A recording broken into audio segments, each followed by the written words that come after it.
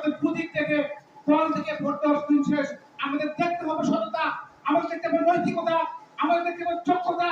এই সততা, নৈতিকতা, যোগ্যতা যদি আমরা তৈরি করতে পারি, নেতা তৈরি করতে পারি, তাহলে বাংলাদেশ শিখে যাবে, সমাজ শিখে যাবে, তাহলে অধিকার আগামী দিনে এগিয়ে যাবে ইনশাআল্লাহ।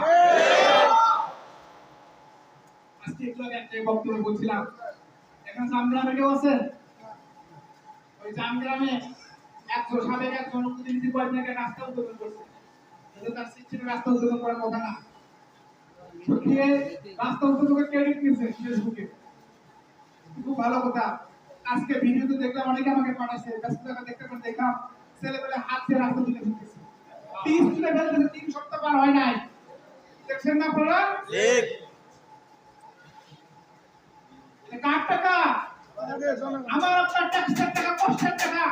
আপনি যদি বিড়ি খাচ্ছেন, বিড়ি খেলে ট্যাক্স দিতে হয়, বিস্কিট খেলে সেখানে ট্যাক্স দিতে হয়, যে বাজার থেকে চাল কিনেন সেই বাজারে অটোমেটিক ট্যাক্স যোগ হয়, সেই খাসার টাকা, সেই টাকা দিয়ে সরকার পরিচালিত হয়, সেই টাকায় জনগণের রাস্তা।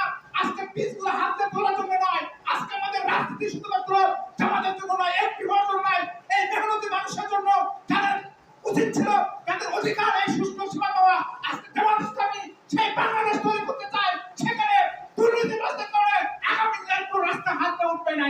রাষ্ট্র বলতে যাবেন, উন্নত রাষ্ট্র যারা হয়েছে এগুলো কোনো কিছু নাই।